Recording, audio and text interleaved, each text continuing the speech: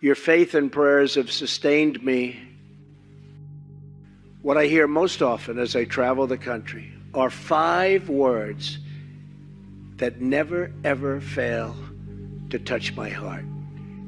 That's, I am praying for you. I hear it so often. I am praying for you, Mr. President.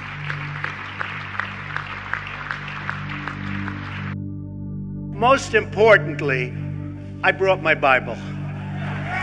Okay? But my father came from a Kenyan family that includes generations of Muslims. As the Holy Quran tells us, the Holy Quran teaches that, the Holy Quran tells us, and the Holy Quran also says, Assalamu alaikum. Thank you. And Eid Shoma Mubarak. To whom much is given, much is expected. I was sworn in on the very Bible from which my mother would teach us as young children.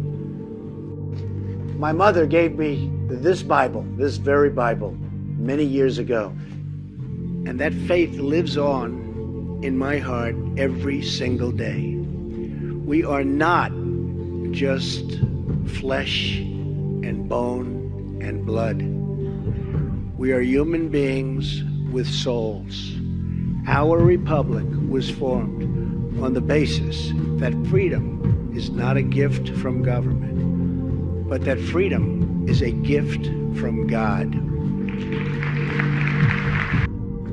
And America will thrive as long as we continue to have faith in each other and faith in God. As long as we have God, we are never, ever alone. I mean, Christianity, when you think of what's happening, you look at the numbers. I talk about Sunday school, people don't even know what I'm talking about anymore. It's true, they don't know what I'm talking about. When you look, instead of going this way, you're going to be going this way. You may be going this way, but you're going to be going, we're going to bring it back. Because it's a good thing. It's a good thing. They treated you like it was a bad thing, but it's a great thing, not a good thing. It's a great thing. So we're going to bring it back because it's a good thing. It's a good thing. I think we can do really something special. And we're going to protect Christianity. And I can say that. I don't have to be politically correct. We're going to protect it. You know? And I asked Jerry and I asked some of the folks, because I hear this is a major theme right here, but 2 Corinthians, right? 2 Corinthians 3:17, that's the whole ball game. Where the Spirit of the Lord, right? Where the Spirit of the Lord is, there is liberty. And it's so representative of what's taken place. But we are going to protect Christianity. And if you look what's going on throughout the world, you look at Syria, where they're, if you're Christian, they're chopping off heads. You look at the different places, and Christianity, it's under siege. I'm a Protestant. I'm very proud of it. Presbyterian to be exact. But I'm very proud of it. Very, very proud of it. And we've got to protect, because bad things are happening. Very bad things are happening. And we don't, I don't know what it is. We don't band together, maybe. I will tell you, Christianity is under siege, whether we want to talk about it or we don't want to talk about it. And if I said some of the things about Christians that I've said about the Muslims, where we have a problem, and it's a problem we have to talk about, and I brought it out, I took a lot of heat for bringing it out, and I will tell you that now people are saying he did a great service. Just like when I brought out illegal immigration, everybody went crazy about Trump.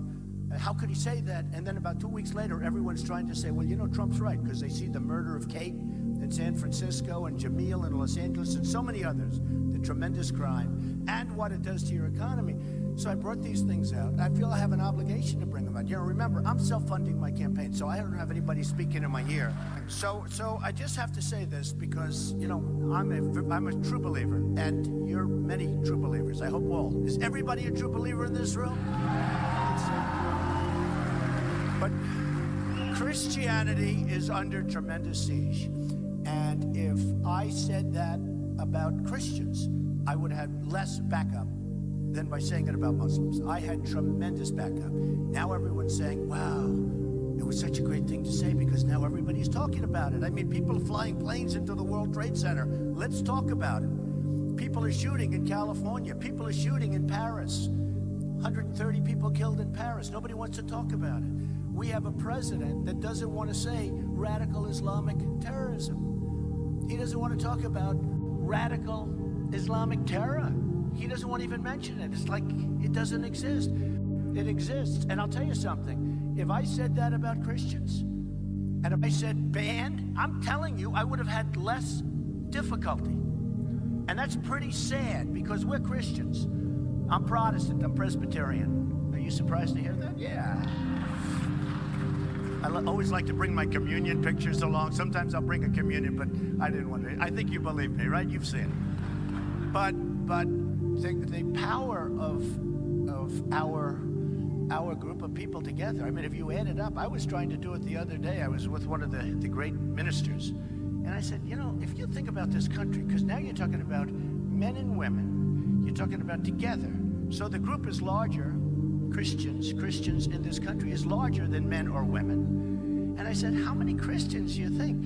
And it could be like 240, 250 million, you know, a big portion of, and yet we don't exert the power that we should have. Now, I think some of the churches are afraid of their tax status, to be honest. You know, they're afraid they're going to lose their tax status if they get too political. Some of them just can't endorse. But you know, the fact is that there's nothing the politicians can do to you if you band together. You have too much power. But the Christians don't use their power. They don't use your power. And honestly, you have, by far, it's the strongest. I mean, you talk about lobbies, you have the strongest lobby ever. But I never hear about a Christian lobby. I hear great people, like the pastor. I hear some unbelievable people. Many, many friends are ministers, and lots of them have endorsed me already. But I have to tell you that we don't hear about strength, and we have to strengthen because we are getting, if you look, it's death by a million cuts. We are getting less and less and less powerful in terms of a religion and in terms of a force. And honestly, whether it's one leader or a number of people, potentially you have tremendous power. When they don't want to say Merry Christmas in department stores anymore. I won't shop in places that don't say Merry Christmas. Guess what? I don't do too much shopping because, no, it's true. When I see these stores and they have a red wall and they have nothing on it, they don't want to say Merry Christmas anymore. I say, why don't you say Merry Christmas? Well, we're not allowed to. The owner doesn't want us to. These big department stores, they're not allowed to. And I'll tell you one thing. We're going to be saying Merry Christmas again. Just remember.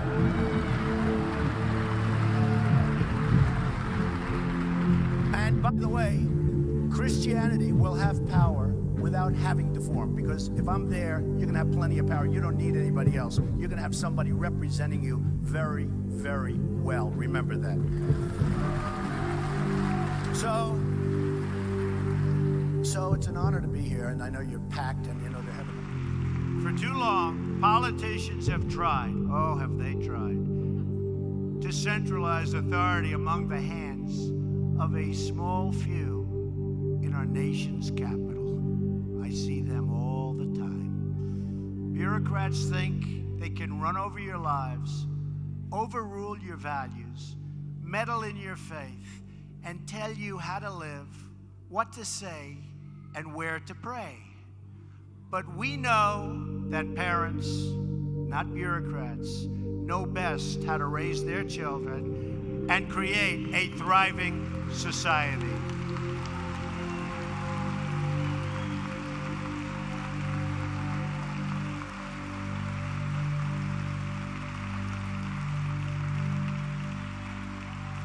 And we know that families and churches, not government officials, know best how to create a strong and loving community.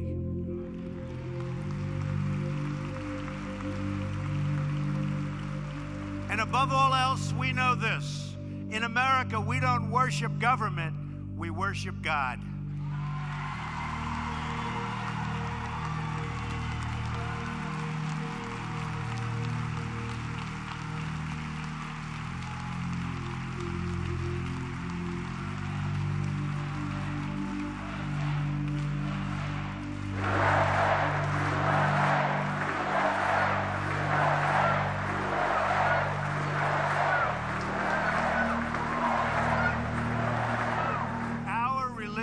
liberty is enshrined in the very First Amendment in the Bill of Rights.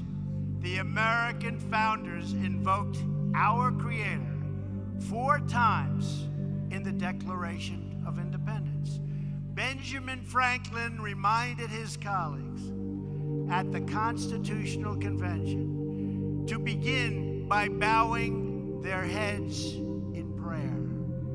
I remind you that we're going to start saying Merry Christmas again. I also want to speak to all of the people, see, you thought I forgot, in our faith community who are here with us tonight, veterans and non-veterans alike.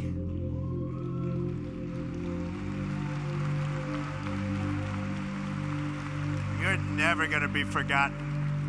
You'll never be forgotten. My administration will always support and defend your religious liberty.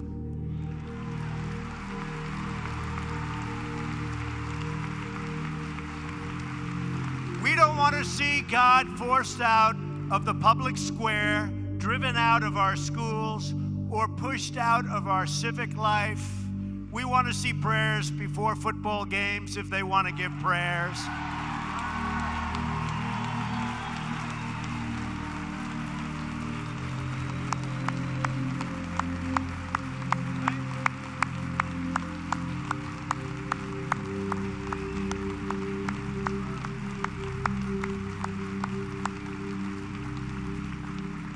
We want all children to have the opportunity to know the blessings of God. We will not allow the government to censor sermons, to restrict the free speech of our pastors and our preachers and the people that we most respect. Like Robert.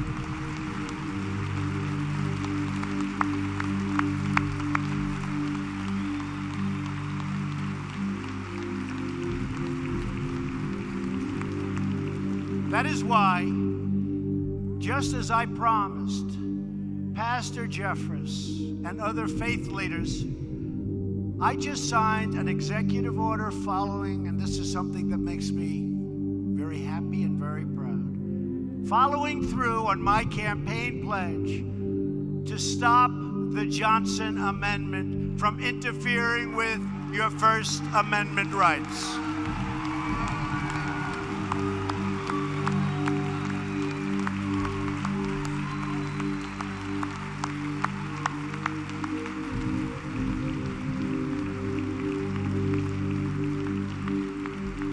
As long as I am president, no one is going to stop you from practicing your faith or from preaching what is in your heart.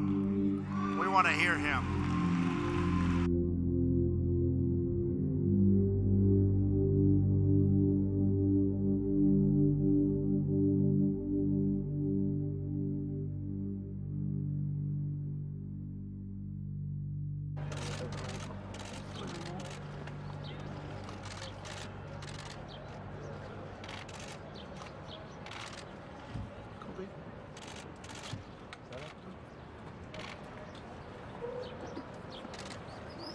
רואים את התוכניות של בית המקדש. לגמרי. לא, זה כל תקשיב. כן, דוחף לך בכוונה עם אין בעיה, אתה לא מפריע לי. תראה את הצלמים מאחור, אתה רואה למה אני מתכוון? אוי, באמת. הנה, מי שהוזיז אותך. עוד אחד יש.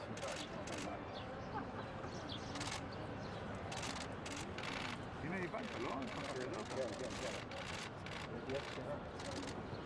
וערבת הכל בתוך המשפחה. אבנר. וואו, תחיה. אל תרימו ידיים, אחי.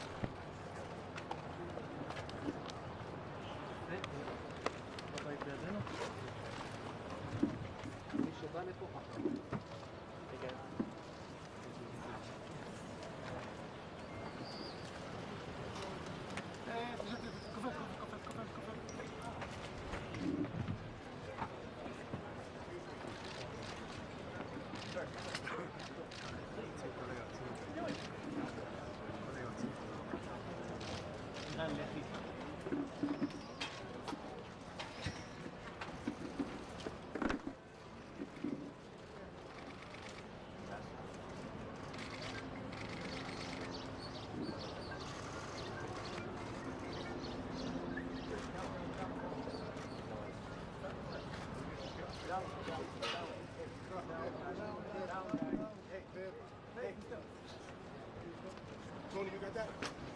Hey.